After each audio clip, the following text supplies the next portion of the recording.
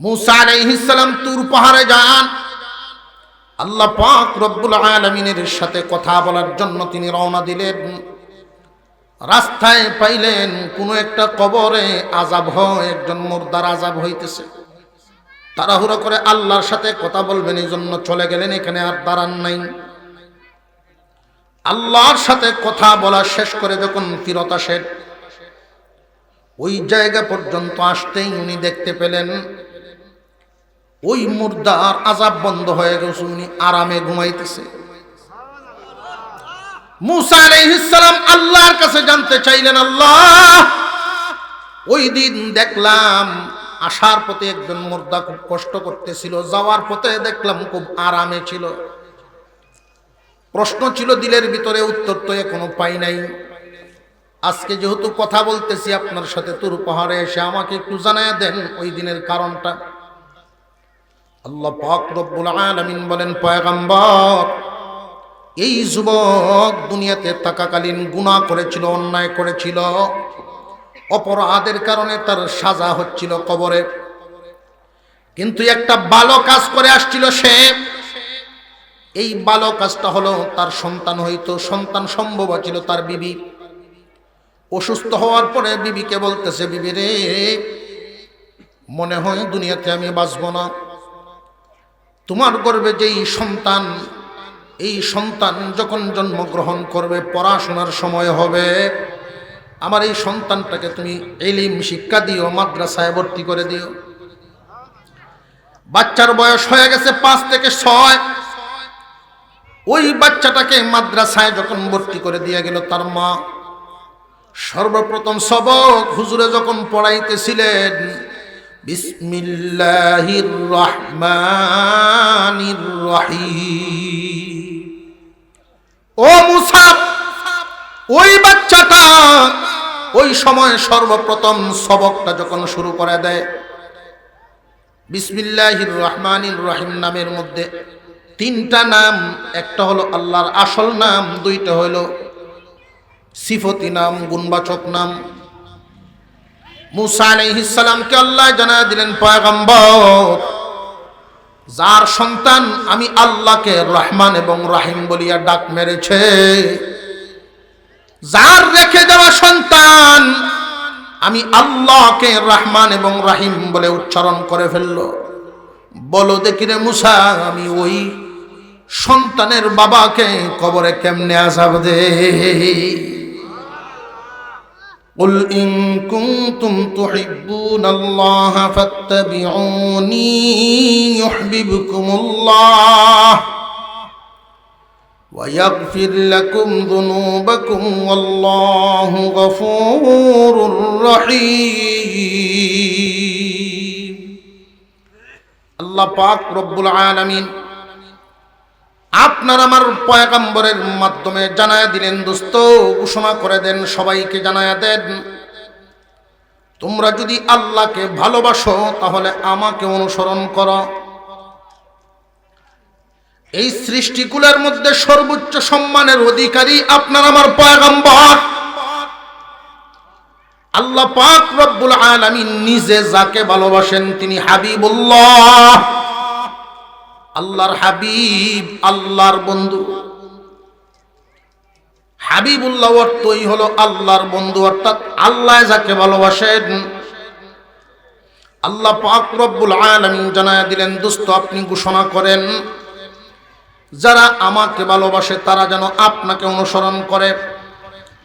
কারণ আপনার খানা আমার কাছে বড় ভালো লাগে, আপনার চলাফেরা আমার কাছে বড় ভালো লাগে, আপনার পোশাক আশাক আমার কাছে ভালো লাগে, আপনার লেনদেন আমার কাছে ভালো লাগে। সুতরাং আপনার মতো করে যারা সাজতে পারবে, আপনার রাস্তার মতো যারা রাস্তা ধরতে পারবে, আপনার মতো করে যারা রঙাইতে পারবে নিজেকে, তারা আমি আল্লাহর ভালোবাসা পাইব। হুজুর আকরাম সাল্লাল্লাহু আলাইহি ওয়াসাল্লামকে আল্লাহ পাক রব্বুল আলামিন পছন্দ করেন, ভালোবাসেন। এই জন্যই আল্লাহ জানায়া দিলেন, দোস্ত দুনিয়াবাসীকে আপনি জানায়া দেন আপনাকে আমি আল্লাহ ভালোবাসি, যারা আপনাকে অনুসরণ করতে পারবে তাদেরকেও ভালোবাসবো। আমাদের জন্য এখানে সবক হলো একটা, মহান আল্লাহ পাক রব্বুল আলামিনের পক্ষ থেকে পুরস্কার দিবেন দুইটা। হুজুর আকরাম সাল্লাল্লাহু আলাইহি ওয়াসাল্লামকে আল্লাহ জানায় দিলেন, যারা আপনাকে অনুসরণ করতে পারবে আমি এদেরকে পুরস্কার দিব দুইটা। বিশ্ব নবীকে অনুসরণ করতে যেই ব্যক্তি পথ চলবে, আল্লাহ পাক রব্বুল আলামিন আস্তে আস্তে তার মর্যাদা বাড়ায় দিবেন, তারে ভালোবাসবেন। মহান আল্লাহ পাক রব্বুল আলামিন বলেন, ইউহিব্বুকুমুল্লাহ। এক নাম্বার পুরস্কার পাবে তারা, আপনাকে অনুসরণ করবে যারা, তারা এক নাম্বার পুরস্কার পাবে আমি আল্লাহর ভালোবাসা। দুই নাম্বার পুরস্কার পাবে ওয়াগফির লাকুম যুনুবাকুম। আমার ভালোবাসা যে অর্জন করবে তার আমলনামায় গুনাহ থাকবে, আমি আল্লাহর কাছে ভালো লাগে না। সুতরাং আপনাকে অনুসরণ করার মাধ্যমে আপনার উম্মতকে আমি দুইটা পুরস্কার দেব। যে যত বেশি অনুসরণ করতে পারবে সে তত বেশি আমার ভালোবাসা পাবে। আমি আল্লাহ দুই নাম্বার যেই পুরস্কার দিব তার জিন্দেগীর গুনাহগুলো মাফ করিয়া দিব। নবী করিম সাল্লাল্লাহু আলাইহি ওয়াসাল্লামকে অনুকরণ করন কেমনে? আমরা তো শুধু নামাজের বেলায়, নামাজে যাওয়ার সময় যেভাবে নিজের রেডি করি, অন্য সময় কিন্তু এই হালত থাকে না। মসজিদে যাওয়ার সময় দেখবেন সব কত সুন্দর মুসলমান সাজে, যেই মাত্র দেখবেন আউরো যায় এমন একটা কাসু করা দেয়, শয়তানে উঠতে দিকে দৌড় মারবো। আমি একবারে কুসলাম যে আপনি রোয়া লাগাইতেছেন ভালো কথা, কাসু লোন লাগে বেড়া। আমার উত্তর দে, হুজুর আইলো তাকে কই তো কেতন লামিয়ে দেখছেন না, উত্তর দেয় কাসু না করে কি রোয়া লাগানি যায় না? কাসু না করিয়া, ফরজ তরক না করিয়া কি দুনিয়ার কাজ করা যায় না? শুধু ইচ্ছাটা হলো আসল। এই অবস্থায় যদি তোমার মৃত্যু হয়, তোমার হালতটা কি হবে? মুসলমান ভাইরা, নবী করিম সাল্লাল্লাহু আলাইহি ওয়াসাল্লামকে অনুসরণ করার ক্ষেত্রে ঘুম থেকে একবারে আরেকবার ঘুমানোর আগ পর্যন্ত ওই যে 12-14 ঘন্টা সময় আমরা সজাগ থাকি, 12-13 ঘন্টা সময় ডিউটি করি, এমন কোন সেক্টর নাই, এমন কোন জায়গা নাই যেখানে আমার নবীর অনুসরণের পথ নাই, শিক্ষা নাই। আল্লাহর রাসূল একজন মানুষ ছিলেন, মানবীয় সকল গুণাবলী ওনার মধ্যে ছিল। আমরা খানা খাই, নবীজি কি খাইতেন না? আমরা ঘুমাই, হুজুর কি ঘুমাইতেন না? আমরা গোসল করি, হুজুর কি গোসল করতেন না? আল্লাহ সব করাইছেন,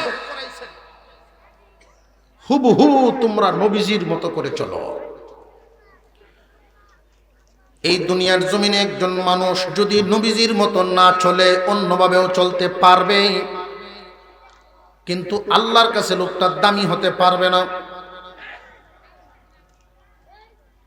আমরা খানা খাই, নিজেদের চাহিদা পূরণ করার জন্য খাবার খাই। দুনিয়াতে বেঁচে থাকতে হলো খানা ফিনার দরকার আছে না নাই? ক্ষুধা লাগলে খাবার খাই, এই খাবারটা যদি ডাইনিং টেবিলে খান তবু আপনার পেট ভরবে, চাহিদা পূরণ হবে। যদি দাঁড়ায় দাঁড়ায় খান তবু আপনার পেট ভরবে, চাহিদা পূরণ হবে। দুনিয়াতে বেঁচে থাকার জন্য খানা খাইলেন, চাহিদা পূরণ করলেন, কিন্তু নবীর সুন্নত হইল না। এই খাবারটাই যদি সুন্নত তরিকায় খানা খান তাহলে চাহিদাও পূরণ হবে, 100 শহীদের সওয়াবও হবে। আর একটু জোরে কর না সুবহান। দস্তরখান বিছায় খানা খাইলে কি খাবার পেট ভরে না? দস্তরখান বিছায় খানা নাই, আর এর মধ্যে একটা কারণ আমি খুঁজে পাইছি। দস্তরখান বিছায় খানা না খাওয়ার যদি তাবলীগ জামাত থেকে একজন মানুষ 3 দিন লাগায় আসে, ওয়াজ মাহফিল থেকে আলেমদের কথা শুনিয়ে বাড়িতে যায়। আমার কথা যে এখানে শুনতেছেন, আমার তো মনে হয় অনেকেরই মনে মনে ইচ্ছা হইতেছে এর দস্তরখান বিছাই তো খানা খাওয়া দরকার হইতেছে না। কিন্তু বাড়ি পর্যন্ত গেলে এরপরে আর এই অবস্থাটা থাকে না, কারণ পরিবেশ নেই। বিবি যদি দিনদার হয়, স্বামীর জন্য দিনের উপরে চলা সহজ হয়। এই পুরুষ মানুষটা হাওর থেকে কাজকাম করে আসবে, দোকান থেকে ব্যবসা করে যাবে, অফিস থেকে চাকরি করে যাবে, বাড়িতে গিয়া যদি হাত মুখ ধুইয়া খানা খাইতে বসে, বসার সময় সব সুন্নত তরিকায় রেডি, তার আর কোনো পেরেশানি থাকে না। বিবি যদি দিনদার হয়, দস্তরখান রেডি থাকবে, তখন তো সুন্নতের উপরে চলা তার জন্য সহজ হয়ে যায়। কথা বুঝে আসতেছে? পুরুষ শিক্ষার জন্য, ছেলেদের শিক্ষার জন্য আমরা যতটা পেরেশান হই, মেয়েদেরকে দিন শিক্ষার ভেতরে কিন্তু দিন শিক্ষার ব্যাপারে আমাদের কোনো সতর্কতাই নেই। আমরা তো মনে করি দিন শিখাইলে শুধু ছেলেদেরকেই শিখানো দরকার, জানাজা ভরে দিবনে। শুধু কি সন্তান জানাজা ভরানোটাই শেষ কাজ, না আরো কাজ আছে? ছেলে হোক আর মেয়ে হোক, একটা সন্তান যখন পড়া শুরু করে দেয় বিসমিল্লাহির রহমানির রহিম, শিশু নাবালেগ এই বাচ্চাটায় যখন সর্বপ্রথম সবক তিলাওয়াত শুরু করে দেয়, তার কি ফায়দা লক্ষ্য করে দেখবেন। ছেলেদেরকে মেয়েদেরকে শুধু দুনিয়ার লাইনে পড়াইলে এটা তার লাভ হইল, পড়ানোর দরকার আছে। দুনিয়াতে চলতে গেলে ডাক্তার, ইঞ্জিনিয়ার, বহুত কিছু দরকার। কিন্তু এটাও খেয়াল রাখতে হবে, এই সন্তানকে যে আপনি মানুষ করতেছেন, আপনার নিজেরও যেন কিছু ফায়দা হয়, এই দিকেও খেয়াল রাখতে হবে। একমুখী শিক্ষা দেওয়াইলে, সন্তানকে একমুখী শিক্ষায় শিক্ষিত করলে শুধু তার ফায়দা হবে, আপনার কোনো ফায়দা হবে না। ছেলেকে আপনি ডাক্তার বানালেন, এই ডাক্তার হইয়া এটা তার ফায়দা হইল, আপনার কি হইল? ইঞ্জিনিয়ার বানালেন, তার লাভ হইল, আপনার কি হইল? যদি এই মাদ্রাসাগুলোতে সহি শুদ্ধভাবে কোরআন শিখায় এরপরে ডাক্তার বানান, তাহলে আপনারও লাভ হওয়ার একটা রাস্তা আছে। কারণ সে যখন তিলাওয়াত করবে, তার তিলাওয়াতে আপনারও অনেকই হবে। মুসা আলাইহিস সালাম তুর পাহাড়ে যান, আল্লাহ পাক রব্বুল আলামিনের সাথে কথা বলার জন্য তিনি রওনা দিলেন। রাস্তায় পাইলেন কোন একটা কবরে আযাব হয়, একজন মুর্দার আযাব হইতেছে। তাড়াহুড়া করে আল্লাহর সাথে কথা বলবেন এই জন্য চলে গেলেন, এখানে আর দাঁড়ান নাই। আল্লাহর সাথে কথা বলা শেষ করে যখন ফিরত আসেন, ওই জায়গা পর্যন্ত আসতেই উনি দেখতে পেলেন ওই মুর্দার আযাব বন্ধ হয়ে গেছে, উনি আরামে ঘুমাইতেছে। মুসা আলাইহিস সালাম আল্লাহর কাছে জানতে চাইলেন, আল্লাহ, ওই দিন দেখলাম আসার পথে একজন মুর্দা খুব কষ্ট করতেছিল, যাওয়ার পথে দেখলাম খুব আরামে ছিল। প্রশ্ন ছিল দিলের ভিতরে, উত্তর তো এখনো পাই নাই। আজকে যেহেতু কথা বলতেছি আপনার সাথে, তুর পাহাড়ে এসে আমাকে একটু জানায়া দেন ওই দিনের কারণটা। আল্লাহ পাক রব্বুল আলামিন বলেন, পয়গম্বর, এই যুবক দুনিয়াতে থাকাকালীন গুনাহ করেছিল, অন্যায় করেছিল, অপরাধের কারণে তার সাজা হচ্ছিল কবরে। কিন্তু একটা ভালো কাজ করে আসছিল সে। এই ভালো কাজটা হলো তার সন্তান হইতো, সন্তান সম্ভব ছিল তার বিবি। অসুস্থ হওয়ার পরে বিবিকে বলতেছে, বিবি রে, মনে হয় দুনিয়াতে আমি বাঁচব না। তোমার গর্ভে যেই সন্তান, এই সন্তান যখন জন্মগ্রহণ করবে, পড়াশোনার সময় হবে, আমার এই সন্তানটাকে তুমি ইলম শিক্ষা দিও, মাদ্রাসায় ভর্তি করে দিও। বাচ্চার বয়স হয়ে গেছে 5 থেকে 6। ওই বাচ্চাটাকে মাদ্রাসায় যখন ভর্তি করে দিয়ে গেল, তার মা সর্বপ্রথম সবক হুজুরে যখন পড়াইতেছিলেন, বিসমিল্লাহির রহমানির রহিম, ও মুসা, ওই বাচ্চাটা ওই সময় সর্বপ্রথম সবকটা যখন শুরু করে দেয়, বিসমিল্লাহির রহমানির রহিম নামের মধ্যে তিনটা নাম, একটা হলো আল্লাহর আসল নাম, দুইটা হলো সিফতি নাম, গুণবাচক নাম। মুসা আলাইহিস সালামকে আল্লাহ জানা দিলেন, পয়গম্বর, যার সন্তান আমি আল্লাহকে রহমান এবং রাহিম বলিয়া ডাক মেরেছে, যার রেখে দেওয়া সন্তান আমি আল্লাহকে রহমান এবং রাহিম বলে উচ্চারণ করে ফেলল, বলো দেখি রে মুসা, আমি ওই সন্তানের বাবাকে কবরে কেমনে আযাব দে? সন্তানের পরার দ্বারায় মা বাবার লাভ আছে না নাই? ছেলে হোক আর মেয়ে হোক, এদেরকে তালিম দেওয়া দরকার। বর্তমান যেই যুগ চলতেছে, এই যুগে মেয়েদেরকে তালিম দেওয়া আরো বেশি জরুরি। মেয়েদেরকে দিন শিক্ষার প্রতি ঝুঁকায়া দেওয়া অনেক জরুরি। কারণ পর্দার ওয়াজ যতই করুক, পরিবেশে টাইনে ব্যবহার দেওয়া নাই। যদি পর্দার পরিবেশে ঢুকায়া দেন, ওয়াজ লাগবে না, ওইখানে পরিবেশেই পর্দানশীল হয়ে যায়। মুসলমান ইমানদার ভাইরা আমার, দস্তরখান বিছায়া খানা খাইলে 100 শহীদের সওয়াব। এটা আপনার যত্ন করতে হবে না। যদি বিবি দিনদার থাকে, যেই সুন্নত দুনিয়া থেকে বিলুপ্তির দিকে এই সুন্নতটা জিন্দা করাই তো হলো আমাদের কাজ। আমি একটা জরিপ দেই আপনাদের সামনে।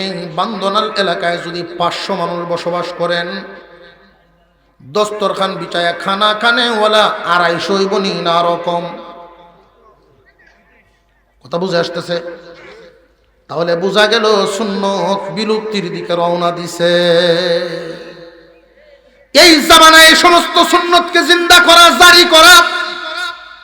আমি খানা খাইবো, একটা পশুর খানার সাথে আমারটা মিল থাকবে কেন? বেশ কম হওয়া চাই। গরুও খাবার খায়, আমি মানুষও খাবার খাই। গরু পানি পান করে, আমিও পানি পান করি। গরু ঘুমায়, আমিও ঘুমাই। একটা কুকুরে পেশাব করে, আমিও পেশাব করি। আমি মানুষ, আশরাফুল মাখলুকাত। আমার জন্য তো উত্তম আদর্শ আছে, বিশ্ব নবীর আদর্শ।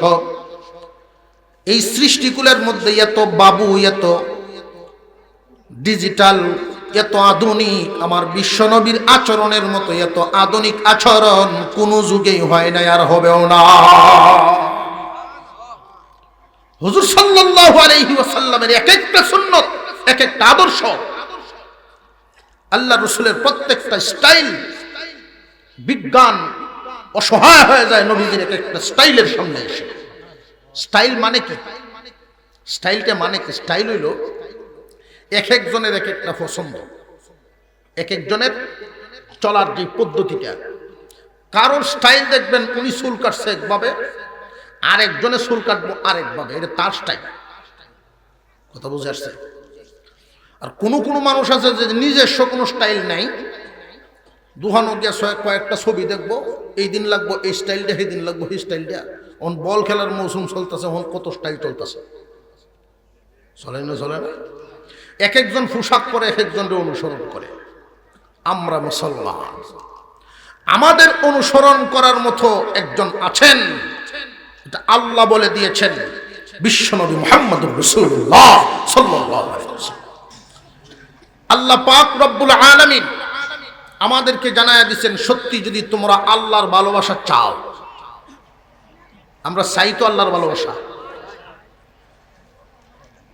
কাতিয়ার সাহেব রহমতুল্লাহি আলাইহি, এই তো সিলেটের দিকে যাওয়া লাগে, বুজুর্গানে দিন, কাতিয়ার জগন্নাথপুর এলাকা, কাতিয়ার সাহেব রহমতুল্লাহি আলাইহি, উনি প্রায় সময় একটা কথা বলতেন, মানলাহুল মাওলা ফালাহুল কুল, মানলাহুল মাওলা ফালাহুল কুল। আল্লাহ যার, আল্লাহ সবকিছুই তার। আল্লাহ পাক রব্বুল আলামিন এই বুজুর্গানে দিনকে, আমাদের বুজুর্গানে দিনের ইতিহাস, অনেক ইতিহাস এমন আছে আশ্চর্য হয়ে যাবেন আল্লাহর সাহায্যের ঘটনা শুনলে। এই মানুষগুলো যখন মহা বিপদে পড়ে যেতেন আল্লাহ সাহায্য করে ওনাদেরকে উদ্ধার করতেন। বিশাল হাওরের মাঝখানে ওনার গাড়ি বন্ধ হয়ে গেছে, অনেক আগের কথা, তখন গ্যাস ছিল না বাংলাদেশে, সিএনজি যে গাড়ি চলে এরকম ছিল না, গ্যাসের মাধ্যমে চলতো না, তেলে চলতো। কাতিয়ার সাহেব রহমতুল্লাহি আলাইহি বিশাল হাওরের মাঝখানে গাড়ি বন্ধ হয়ে গেছে, গভীর রাত, একজন খাদেম সাথে আর ড্রাইভার। এত বড় গাড়ি, জিপ গাড়ির মতো হুজুরের গাড়িটা ছিল অনেক বড়, এই গাড়ি তো ধাক্কায় এখান থেকে নেওয়া সম্ভব না। উনি মহা বিপদে পড়ে গেলেন। ড্রাইভারকে বলেন কন্টেনারটা আমার হাতে দেয়। হাওরের মাঝখানে নামলেন, আইলে দিয়া নামতেছে, ড্রাইভার পিছনে পিছনে চুপি চুপি যায়। একটা পানির ডুবা অর্থাৎ পাগার, ওইটার পাড়ের মধ্যে রুমালটা বিছায় 2 রাকাত নামাজ পড়ে আল্লাহর কাছে দরখাস্ত করেন, আল্লাহ তুমি আমার মালিক, আমি তো তোমার গোলাম, আল্লাহ বিপদে পড়ে গেছি, উদ্ধার করো। দোয়া শেষ করলেন, চোখের পানি সেরে সেরে কান দিয়া দোয়া করলেন। ওই কন্টেনার তিনি ভরে ফেলছেন পানি দিয়া। ওই পানি এনে ড্রাইভারকে দিলেন, গাড়িতে ডালো। বুখার মতো দাঁড়ায় রয়েছে ড্রাইভার। হুজুরের রাগ ছিল একটা কথা, 2 বার বলতে গেলে তিনি লাঠি উঠাইতেন, বাড়ি মারতেন। আমি বলছি বড়। ড্রাইভার উপরে ফেলছেন, গাড়ি স্টার্ট দিছেন, চলতেছে, গাড়ি চলতেছে। আল্লাহু আকবার। মান লাহুল মাওলা ফালাহুল কুল। আল্লাহর ভালোবাসা চাই তো আমরা ইনশাআল্লাহ। সহজ রাস্তা আল্লাহ জানাই দিয়েছেন, খুব সহজ রাস্তা। কুল ইন কুনতুম তুহিব্বুনাল্লাহা ফাত্তাবিউনি ইউহিব্বুকুমুল্লাহ ওয়া ইয়াগফির লাকুম যুনুবাকুম ওয়াল্লাহু গফুরুর রহিম।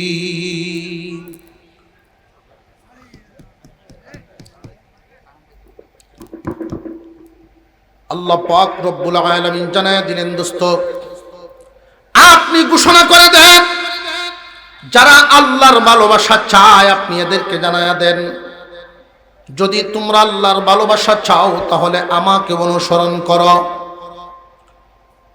অনেক মানুষ মনে করে, যেমন একদল সাহাবী নবীজির কাছে গিয়া জিজ্ঞাসা করে ফেললেন, নবীজি আমরা নিয়ত করেছি সংসার বাদ দিয়া দিব, কারণ সংসার চালাইলে আল্লাহর কাজে বাধা হয়। আমরা চিন্তা করে দেখলাম ব্যবসা আল্লাহর কাজে বাধা, গৃহস্থী আল্লাহর কাজে বাধা, এটা দেখলাম চিন্তা করে।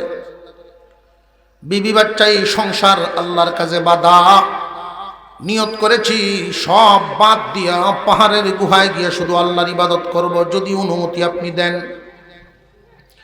আল্লাহর পয়গম্বর তাদেরকে জিজ্ঞাসা করেছিলেন, তোমরা কি আমার চাইতে বেশি বুজুর্গ নাকি?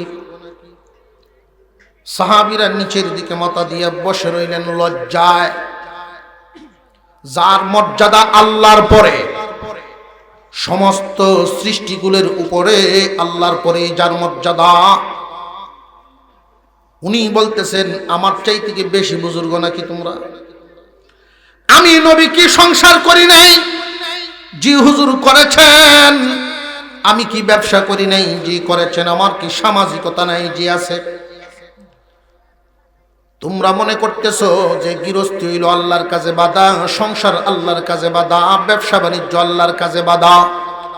আর আমি নবীর তরিকা হইল, আমি নবীর তরিকায় যদি চলতে পারো, সংসার আল্লাহ পাওয়ার মাধ্যম, ব্যবসা আল্লাহ পাওয়ার মাধ্যম, গৃহস্থী আল্লাহ পাওয়ার মাধ্যম। যদি আমার তরিকায় করতে পারো, তোমার মতে নয়। আমি যেইভাবে সংসার চালাইছি, যেইভাবে সংসার করি, এইভাবে তুমি যদি সংসার করো, সংসারও চলবো, ইবাদতও হইব। আমার তরিকা মতো যদি ব্যবসা করো, ব্যবসাও হইব, ইবাদতও হইব। আমার তরিকায় যদি তুমি গৃহস্থী করতে পারো, তাহলে তোমার গৃহস্থী হইব, ইবাদতও হইব। নবী করিম সাল্লাল্লাহু আলাইহি ওয়াসাল্লাম সামাজিকভাবে চলছেন না চলছেন না? আল্লাহ রাব্বুল আলামিন কোন পয়গম্বরকে মসজিদে পাঠান নাই, পাঠাইছেন সমাজে। সমাজের মানুষগুলোকে মসজিদমুখী করেছেন। মসজিদের ভিতরে সামান্য একটু সময় আমরা থাকি, 5 ওয়াক্ত আমরা একসাথে ঐক্যবদ্ধ হয়ে জামাতে আল্লাহর কুদরতি পায়ে সেজদা দিব। বাকি টাইম যার যার কর্মক্ষেত্রে থাকবো। নবীর আদর্শকে আমরা প্রত্যেকটা জায়গায় জিন্দা করার চেষ্টা করব। আল্লাহ পাক 2টা পুরস্কার দিবেন। 1 নাম্বার পুরস্কার, যার হাঁটা পয়গম্বরের তরিকা মতো হবে, যার খাওয়া পয়গম্বরের তরিকা মতো হবে, যার ঘুম গোসল চলাফেরা বিশ্বনবী রাহমাতুল্লিল আলামিনের সুন্নত তরিকায় হবে, আল্লাহ রাব্বুল আলামিন ঘোষণা করলেন তারা আমার ভালোবাসা পাইব। যে কোনো রাস্তা দিয়ে গিয়ে খুঁজলে পাইবা না, আল্লাহ জানায় দিছেন এই ভোটটা দিয়ে আইলে পাইবা। وأن هذا صراطي مستقيما فاتبعوه ولا تتبعوا السبل فتفرق بكم عن سبيله। আল্লাহ পাক ঘোষণা করে দিয়েছেন কোনটা সঠিক পথ। নবীর তরিকায় যদি কেউ চলা শুরু করতে পারে, চলা শুরু হবে এখান থেকে, এই রাস্তাটা শেষ হবে জান্নাতের দরজায়। হুজুর আকরাম সাল্লাল্লাহু আলাইহি ওয়াসাল্লামের তরিকাকেই তোমার স্টাইল বানায় নাও, তোমার চেহারাটারে দাড়ি দিয়ে রঙাও, দাড়ি দিয়ে ভরিয়ে নাও, মুখটাকে তুমি দাড়ি দিয়ে নেকি দিয়ে ভরপুর করো, এটাই নবীর তরিকা। হুজুর সাল্লাল্লাহু আলাইহি ওয়াসাল্লাম সুন্নত তরিকায় জীবন যাপন করেছেন। যত তরিকা এটাই আমাদের জন্য সুন্নত। আল্লাহর পয়গম্বরকে অনুসরণ যদি করতে পারি, আল্লাহর ভালোবাসা পাবো, এটা হলো 1 নাম্বার পুরস্কার। আল্লাহ বলেন যখন তুমি আমার ভালোবাসা পাইবা তখন তোমার গুনাহ মাফ করিয়া দিব। নবীজির তরিকায় চলতে আমাদের ইচ্ছা আছে না নাই? আসের আওয়াজে তো বোঝা যাচ্ছে কোহেন হুজুর হুজুর বুঝে লইয়া গে চলতাম পারাম না, না পারাম আছে তো। যদি একটু কষ্ট হয় তবু রাজি আছে। আমি এই আয়াতের সাথে একখান হাদিস তিলাওয়াত করছিলাম। সুন্নত তরিকায় জীবন যাপন করতে হবে। মেসওয়াক একটা যদি সাথে রাখে, ওযু করার আগে মেসওয়াককে একটু ঘষা দিয়া ওযুটা করলে, যে ব্যক্তি মেসওয়াক ছাড়া ওযু করলো তারও নামাজ হবে, সওয়াব হবে। কিন্তু যে ব্যক্তি মেসওয়াক করিয়ে যদি ওযুটা করে নামাজ পড়ে 70 গুণ সওয়াব বেশি। কত বড় লাভ! মেসওয়াকের যত ফায়দা, এর মধ্যে একটা ফায়দা হলো ঈমানের সাথে মওত হবে।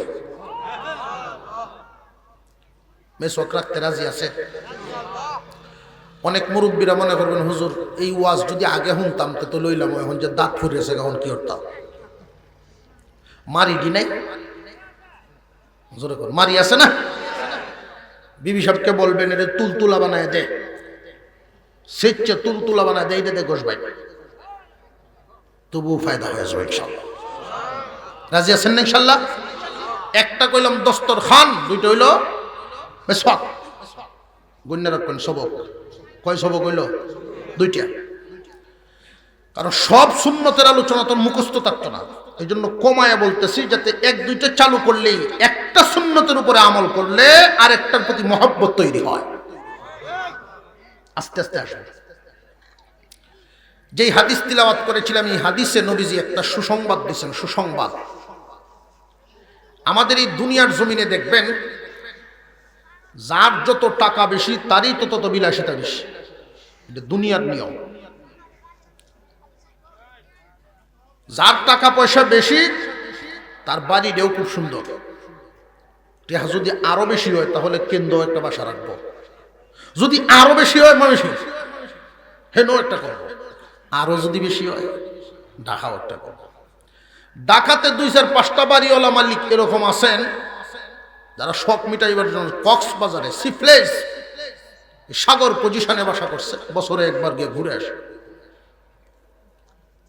এটা কি প্রয়োজনে না মজা করার জন্য, আনন্দ করার জন্য? আনন্দ করার জন্য। হুজুর আকরাম সাল্লাল্লাহু আলাইহি ওয়াসাল্লাম ঘোষণা করেছেন, সংবাদ জানিয়ে দিয়েছেন, এই আনন্দ করার জন্য কিন্তু মানুষ সবাই সেখানে বাড়ি বানাতে পারে না। কিছু কিছু মানুষ এমন থাকে যারা বেশি টাকাওয়ালা। আল্লাহর পয়গম্বর বলেন, জান্নাতের ভিতরে আমার কিছু স্পেশাল উম্মতের জন্য স্পেশাল বালাখানা আল্লাহ পাক বানায় রাখছেন। স্পেশাল গুণ সবার মধ্যে থাকে না, স্পেশাল গুণ যাদের মধ্যে থাকবে আল্লাহর পক্ষ থেকে এদের জন্য স্পেশাল কিছু বালাখানা তৈরি করা হবে। বিবি বাচ্চা সন্তানাদি নিয়ে মাঝে মাঝে আনন্দ করব, ঘুরবো। স্পেশাল বালাখানাটা কেমন হবে আমার নবী বলেন, ইউরা যাহিরুহা মিন বাতিনিহা ওয়া বাতিনুহা মিন যাহিরিহা। এই পৃথিবীর জমিনে যত বড় ইঞ্জিনিয়ারই হোক না কেন, এই রকম ডিজাইন করতে পারবে না যে বাহির থেকে ভিতরটা দেখা যাবে, ভিতর থেকে বাহির দেখা যাবে। এত সুন্দর ডিজাইন কোন ইঞ্জিনিয়ারের দুনিয়াতে করবে তো দূরের কথা, কল্পনাও করতে পারবে না। আল্লাহ রাব্বুল আলামিন জান্নাতের ভিতরে একটা ইট স্বর্ণের আর একটা ইট হবে রূপার, একটা ইট স্বর্ণের আর একটা ইট দিবেন রূপার। দুইটা ইটের জোড়া লাগাইবেন জাফরান নামক মেডিসিন দিয়া, মেশকে আম্বরের সুঘ্রাণ বাহির হবে। স্প্রে লাগবে না, রুমটাকে সুগন্ধি করার জন্য স্প্রের প্রয়োজন নাই, এমনি সুগন্ধিতে মোহিত হয়ে থাকবে। স্পেশাল বালাখানা, সামনে থাকবে হাউস, মাছ সোনালী রূপালী সবুজ রঙের মাছ দৌড়াদৌড়ি করবে।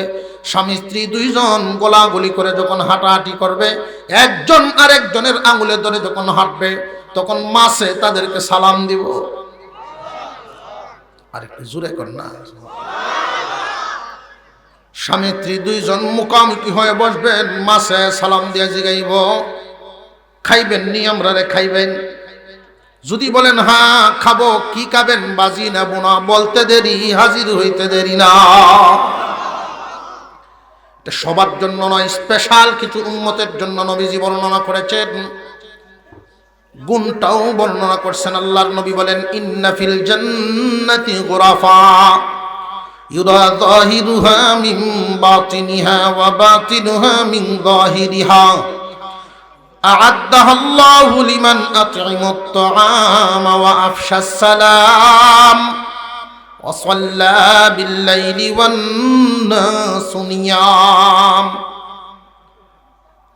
বিশ্ব নবীর তিনটা বড় বড় সুন্নতের ব্যাপারে এখানে আলোচনা। আল্লাহর নবীর জীবনের যত তরিকা, এই তরিকাগুলোর মধ্যে এখানে যেই তরিকা, তিনটা তরিকার ব্যাপারে আলোচনা করেছেন। এই তিনটা গুণের যে কোনো একটা গুণ যদি কারোর মধ্যে রাখতে পারে জীবনে, ওই মানুষটা জান্নাতের ভিতরে ঢোকার পরে আল্লাহ তার স্পেশাল বালাখানার মালিক বানাইবেন। জান্নাতের বাড়িঘর তো থাকবেই, ওইটা হইল স্পেশাল। স্পেশাল কেন? স্পেশাল গুণের কারণে। যেই গুণটা সবার মধ্যে থাকে না, নবীজি বলেন আ'আদ্দাহাল্লাহ, এই বালাখানা আল্লাহ তাদেরকেই দিবেন। লিমান আত'আমাত তা'আম, যে মানুষকে খানা খাওয়াইতে ভালোবাসে, পছন্দ করে। মানুষকে যে খানা খাওয়ায়, অর্থাৎ মেহমানদারি করা। মেহমানদারি সবাই করতে পারে না। অনেক মানুষ এমন আছেন যে মেহমান দেখলে খুশি হয় না। কিছু সংখ্যক মানুষ এমন আছেন মেহমান দেখলে বড় খুশি হয়, মেহমান দেখলে বড় তার দিলটা ঠান্ডা হয়, আমার মেহমান আইছে। নবী করিম সাল্লাল্লাহু আলাইহি ওয়াসাল্লাম সুসংবাদ জানায় দিয়েছেন, তোমাদের কারোর বাড়িতে যদি মেহমান আসে, তোমরা তো দেখো মেহমান, তার পিছনে একজন ফেরেশতাও আসে। মেহমান থাকবে যতদিন, ফেরেশতাও থাকবে ততদিন। বাড়িওয়ালার জন্য আল্লাহর দরবারে দোয়া করে। রিজিকের মালিক কে? হুজুর আকরাম সাল্লাল্লাহু আলাইহি ওয়াসাল্লামের কাছে সাহাবায়ে কেরাম প্রশ্ন করলেন, ওগো নবীজি, আমাদের সবার তো মেহমানদারি করাইবার মতো সামর্থ্য নাই। আল্লাহর পয়গম্বর বলেন, মেহমানদারি করলে সামর্থ্য লাগে না, মেহমানদারিতে মন লাগে। এক গ্লাস পানিও যদি পান করান, কিচ্ছু নাই। মেহমান আপনার ঘরে আসছে, এক গ্লাস পানিও যদি পান করায় দেন তবু সুন্নত আদায় হয়ে যায়। গোশত পোলাও করলেন, বহুত কিছু করলেন, তারে 10 জাত দিয়ে খাওয়াইলেন, কিন্তু আচার আচরণ ভালো না, ওই মানুষটা খুশি হবে না। আপনি সামর্থ্য অনুযায়ী যা পারেন তা খাওয়ান। আপনার ঘরে যা তৈরি করেন যদি পারেন কিছু বাড়াবেন, নইলে তা দিয়েই মেহমানদারি করবেন। আচরণ যদি ভালো হয় মেহমানের মন খুশি হয়। নবীজি বলেন মেহমানদারি করলেই সামর্থ্য লাগে না, মন দরকার, মনের দরকার। আচার আচরণ ভালো করবা, মেহমানের সাথে সুন্দর আচরণ করবা।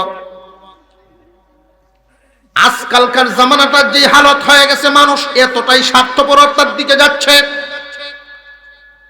আমরা যখন ছোট তখন দেখতাম অনেক বাড়ির যেই রীতিনীতি ছিল আমাদের এই বাংলাদেশের, আমাদের পল্লী অঞ্চলের যেই রীতিনীতি, কেউ যদি কারোর বাড়িতে যাইতেন না খাওয়ায় ছাড়ত না। খাওয়ার টাইম হইলে তো আর কথাই নাই, যে এক মুঠ না খায় উঠত না, যে কোনো এক জাত হইলেও খাওয়ায় দিত। কি হায়া মায়া মোহাব্বত মানুষের দিলের ভিতরে ছিল। কিন্তু এখন এটা দূর হয়ে যাইতেছে। আপন মানুষও যদি কারোর বাড়িতে আসে, মামায় ফোন দেয়, অথবা বাইক নাই যদি মামুরে ফোন দেয়, মামা আইতাম আপনার বাড়িতে, কিতা কইন যে আইস না, তোর মামি শরীর ভালো না, ডায়াবেটিস। আগে না হইলে লাগে, আছে না নাই? কারণ মামি তার বাপের বাড়ির মানুষ যদি আইয়ে, তো বেটারে 3 দিন আগের থেকে এই বাজারে এটি লাগবো, হেতা শর্ট, অমুক তমুক, এই সেই লিস্টি দেওয়া শুরু করে দেয়। আর যদি দেখা যায় যে জামাইয়ের কোনো আত্মীয় হইতাছে, বোন জামাই বা বোনের দিকের বাইকনারা এরাইতো, তো 2 দিন আগের থেকে কুহানি আরম্ভ। কথা বুঝাইতেছে? কুহানি আরম্ভ হয়, মানে তার যে উসবিস যে শুরু হয়। এখন আগে ফের আছে তেমন লাইন না করো, তোমার যাচ্ছে যা, তো শরীর একটু ভালো হোক আগে, জোরে কর। এটার একমাত্র কারণ, এর দুর্বলতাটা আমরাই তৈরি করে দিচ্ছি। আমাদের দোষ আছে, আমরা দোষ আছে। বিবির হক আদায় করা ঠিক আছে, বিবির হক আদায় করবো, বিবির পাওনা যতটুকু, বিবির হক যতটুকু, এতটুকু দিব। এর বেশি গেলেই মাথা তুলবেন, উভয় নাই, আল্লাহ তাদের না।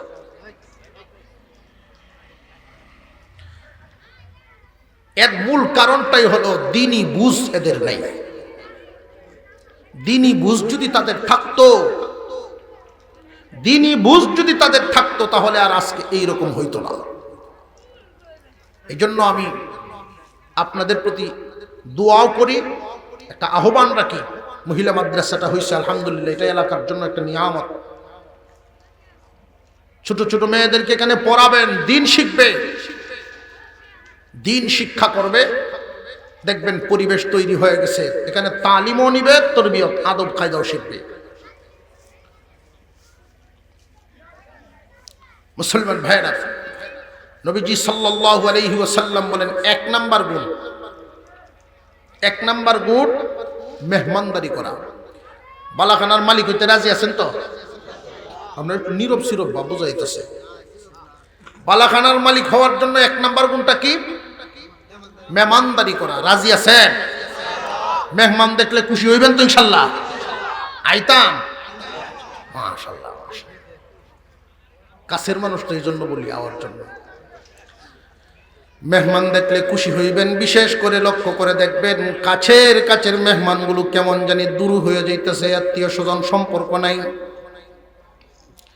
আত্মীয়তার হক নষ্ট করবেন না, রিজিক কমায়া দেন আল্লাহ।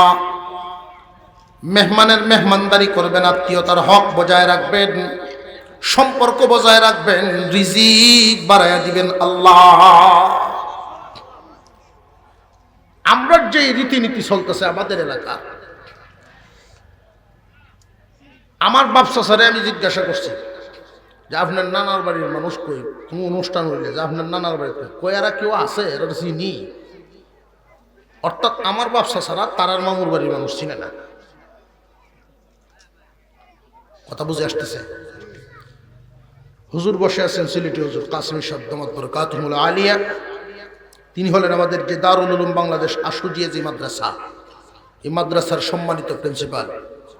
সম্মানিত মুহতামিম, দারুল উলুম দেওবন্দ থেকে হুজুরকে এখানে পাঠানো হয়েছে।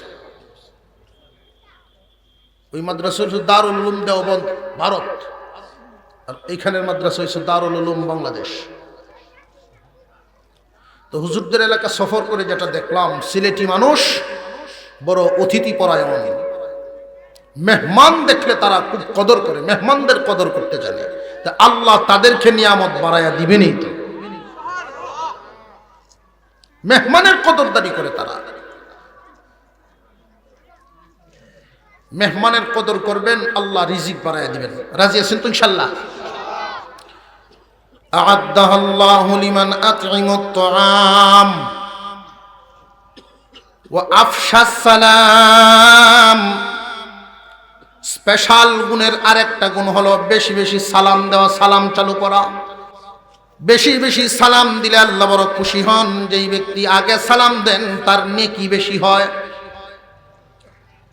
সালাম যে ব্যক্তি আগে দিবে তার নেকি তো বেশি হবেই। আল্লাহর পক্ষ থেকে আরেকটা পুরস্কার আছে, গোপন পুরস্কার। সালাম দেনেওয়ালা মানুষটার মনটা অহংকার মুক্ত বানায়া দেওয়া হয়। কারণ আমরা অভ্যাস হইল সালাম লওয়ায় বেশি খুশি, দিতে চাই না, লইতাম চাই খালি। যার দাড়ি নাই, দাড়ি উঠলে বেড়ায় কহেন নাই আমারে দেও, এর মো দাড়ি নাই আমারে সালাম দেও। সাদা দাড়িওয়ালা মুরব্বী মনে করে কাঁচা দাড়িওয়ালারাই আমারে দিব।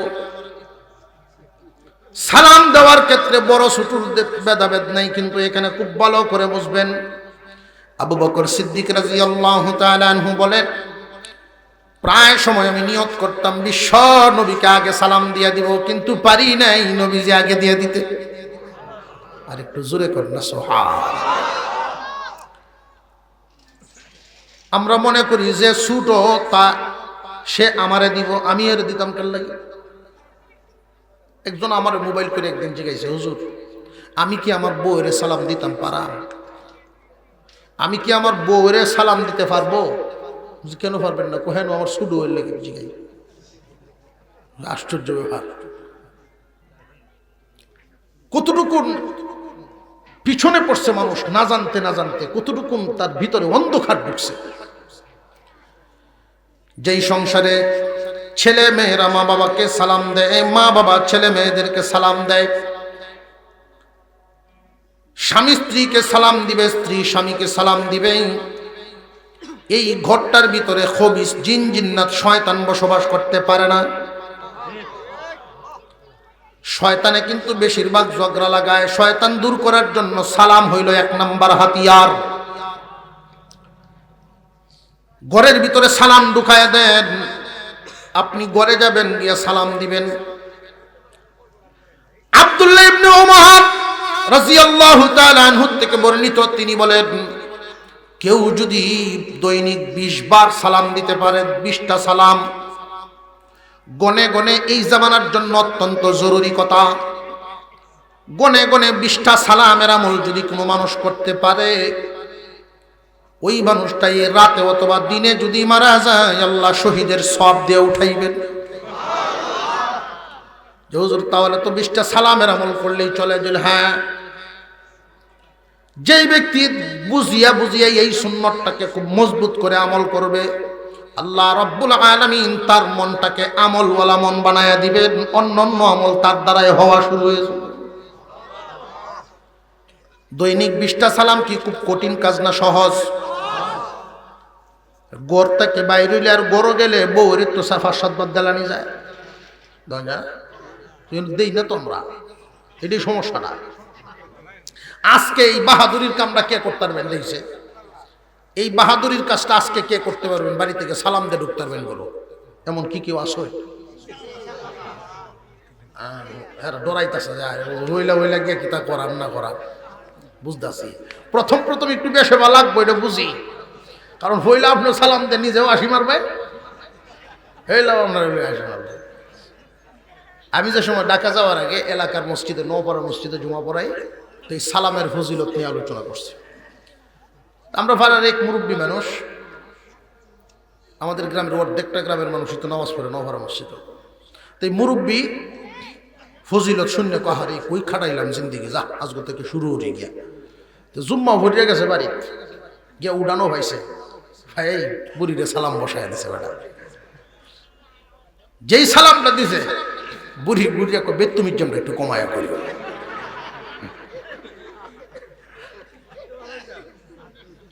ফরের জুমতা একে হুজুর চলতো না, আমার বেতুমিজ করছে।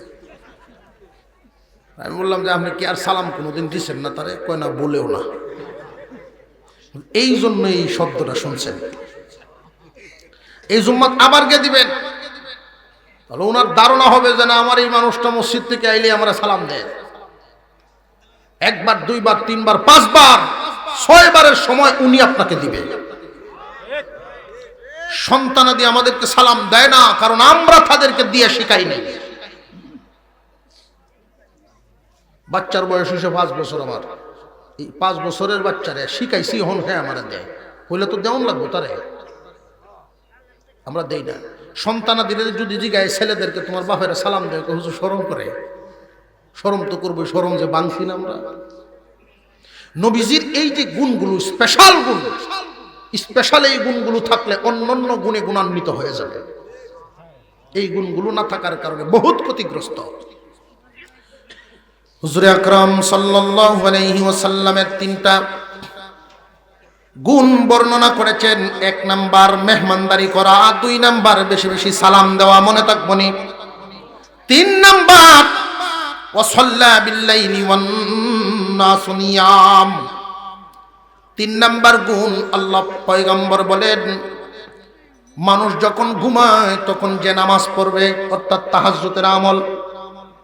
তাহাজ্জুদের আমল সবাই করতে পারে নাকি স্পেশাল কিছু মানুষই করে। মেহমানদারি করানো এটাও স্পেশাল কিছু মানুষের মনের দরকার, সবাই পারে না। সালাম দেওয়া, আগে আগে সালাম দেওয়া, নিজের অন্তরের গর্মি অহংকার কুরবানি দিয়া আগে আগে সালাম দেওয়া, এটাও স্পেশাল কিছু গুণ। 3 নাম্বার তাহাজ্জুদের আমল করা, এটাও স্পেশাল গুণ। এই স্পেশাল গুণে যারা গুণান্বিত হতে পারবে, আল্লাহ পাক রব্বুল আলামিন তাদের জন্য জান্নাতের ওই বালাখানা বাজেট করছেন। কয়টা আলোচনা হইল? সবক 5টা। 1 নাম্বার বলছিলাম দস্তরখানের সবক, 2 নাম্বার মেসওয়াকের সবক, হাদিসের মাধ্যমে 3টা সবক দিলাম। মেহমানদারি করা, এটা গেল কয় নম্বর? 3 নম্বর হইল। 4 নম্বরে সালাম দেওয়া, 5 নম্বরে তাহাজ্জুদ পড়া। যে কোনো একটা তো ধরা যাইব ইনশাল্লাহ, অর্থাৎ না ধরা যাইব তো ইনশাল্লাহ। আল্লাহ তুমি কবুল করো, বলুন আমিন।